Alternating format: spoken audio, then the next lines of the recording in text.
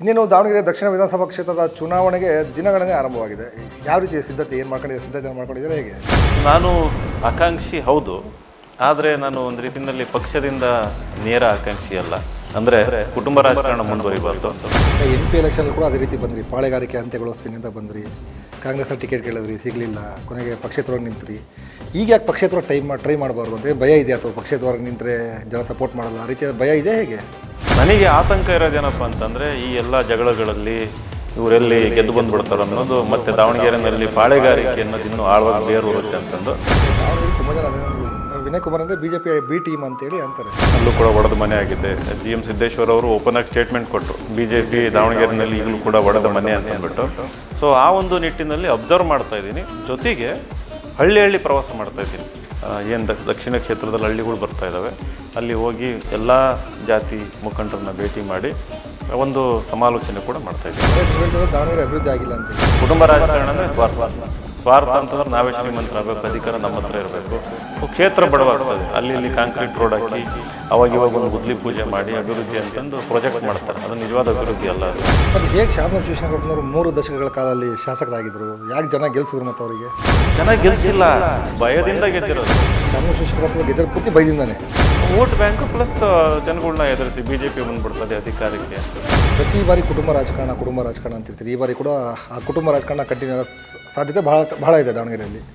Continue ಆದರೆ ತಮ್ಮ ನಿರ್ಧಾರ ಯಾವ ರೀತಿ ಇರುತ್ತೆ? ಇನ್ ಕೇಸ್ ನಿಮಗೆ BJPಯಿಂದ ಸಿಗಲಿಲ್ಲ, ಅಥವಾ ನೀವು ನಿಮ್ಮ ಪಕ್ಷದಿಂದ ಯಾರನ್ನೂ ಹಾಕಲಿಲ್ಲ, ಸೊ ಯಾವ ರೀತಿಯಾಗಿ ನೀವು ಆ ಸ್ಟ್ರಾಟಜಿಯನ್ನು ಮಾಡ್ತಿದ್ದೀವಿ?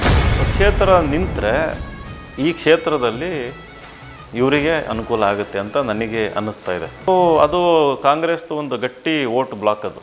ಸೊ ನಾನೇನಾದ್ರು ನಿಂತ್ಕೊಂಡಪ್ಪ ಅಂತಂದರೆ ಬೇರೆ ವೋಟ್ಗಳೆಲ್ಲ ಡಿವೈಡ್ ಆಗಿ ಅದು ಒಂದು ಆಲೋಚನೆ ಬಂತು ನನಗೆ. ಹಂಗಾಗಿ ಪಕ್ಷೇತರ ನಿಲ್ಲಲ್ಲ.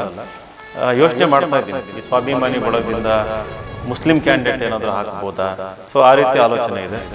ಪಕ್ಕ ಸಣ್ಣವರಿದ್ದಾಗಿಂದನೂ ಬಾಲ್ಯ ವ್ಯವಸ್ಥೆಯಿಂದನೋ ಅಥವಾ ಯೌವನದಲ್ಲಿ ಕಾಂಗ್ರೆಸ್ ಸಿದ್ಧಾಂತವನ್ನು ಒಪ್ಪಿ ಬಂದವರು, ಸಿದ್ದರಾಮಯ್ಯನವರ ಸಿದ್ಧಾಂತವನ್ನು ಒಪ್ಪಿ ಬಂದವರು, ಈಗ ಏಕದಮ್ ನೀವು BJP ಒಂದು ವೇಳೆ ಟಿಕೆಟ್ ಸಿಕ್ಕಿದ್ದೆ ಆದರೆ ಸೈದ್ಧಾಂತಿಕವಾಗಿ ಭಿನ್ನಾಭಿಪ್ರಾಯಗಳು ಸರಿ ಹೋಗ್ತಾವ ಅಂತ? ಥಿಂಕ್ ಅದು ಒಂದು ಒಗ್ಗಟ್ಟಿನ ಹೋರಾಟ ಯಾವತ್ತೂ ಆಗಿಲ್ಲ ಈ ಕ್ಷೇತ್ರದಲ್ಲಿ. ಎಲ್ಲರೂ ಬಂದು ವಿತ್ ಆಲ್ ಫೋರ್ಸ್ ಬಂದು ನಾನು ಗೆಲ್ತೀನಿ ಅನ್ನೋದು ಹೋರಾಟ ಆಗಿಲ್ಲ. ಎಲ್ಲೋ ಒಂದು ಕಡೆ ಅಲ್ಲಿ ಇಲ್ಲಿ ಕೂಡ ಸಣ್ಣ ಪುಟ್ಟ ಅಡ್ಜಸ್ಟ್ಮೆಂಟ್ ಆಗಿದೆ ಅನ್ನೋದು ಕೂಡ ನನ್ನ ಭಾವನೆ. GP ವಿನಯ್ ಕುಮಾರ್ ತಮಗೆ ತಾವು OBC ಲೀಡರ್ ಅಂತ ಕತ್ತಿದ್ದಾರೆ ಬಿಟ್ಟರೆ ಯಾರು OBC ಅವ್ರ ಜೊತೆಗಿಲ್ಲ ಅಂತೇಳಿ ನಾನು ಒಂದು ಪ್ರೆಸ್ ಮೀಟ್ ಮಾಡಿದ್ದೆ. ಸಿದ್ದರಾಮಯ್ಯ ಅನ್ಯಾಯ ಆದಾಗಲೂ ಕೂಡ ಇವ್ರು ಯಾರು ಹೊರ ಬರಲಿಲ್ಲ, OBC ಲೀಡರ್ಗಳು ಬರಲಿಲ್ಲ, ಶಾಮನೂರವರು ಬಂದಿರಲಿಲ್ಲ. ನಾನು ಪ್ರೆಸ್ ಮೀಟ್ ಮಾಡಿದಾಗ ಅವಾಗ ಬಂದು ಒಂದು ಹೋರಾಟ ಮಾಡಿದರು ಅಂಬೇಡ್ಕರ್ ಸ್ಟ್ಯಾಚ್ಯೂ ಮುಂದೆ. ಆಮೇಲೆ ಇನ್ನೊಂದು ಪ್ರೆಸ್ ಮೀಟ್ ಮಾಡಿಬಿಟ್ಟು ನನ್ನ ಕಾಂಗ್ರೆಸ್ಸಿಂದ ಉಚ್ಚಾಟನೆ ಮಾಡಿದರು. ನಾನು ಶಾಮನೂರವರು ಸಿದ್ದರಾಮಯ್ಯನ ಪರ ಬರಲಿಲ್ಲ ಅಂತಂದು ಒಂದು ಮಾತು ಹೇಳಿದಾಗ. ಸೊ ಇಲ್ಲಿ ಆ ಲೀಡರ್ಶಿಪ್ನ ಸಿಸ್ಟಮೆಟಿಕ್ ಆಗಿ ಏನು ಇಲ್ಲಿದ್ರಲ್ಲ ಅವರು ಅದನ್ನು ಅಂತ್ಯ ಮಾಡಿಬಿಟ್ಟಿದ್ದಾರೆ. ಎಲ್ಲೂ ಕೂಡ ವಿನಯ್ ಕುಮಾರ್ ಹೆಸರು ತಗೊಂತ ಇಲ್ಲ. ಭಾಷಣ ಮಾಡ್ಕೊಂಡು ಓಡಾಡ್ತಾನೆ, ನೀವು ಏನು ಕೈ ಕಿಸೋಕ್ಕಾಗಲ್ಲ. ಇವನು ಟಿಕೆಟ್ ಕೊಡಿಸ್ತಾ ಇದ್ರೆ ಸಾಕು.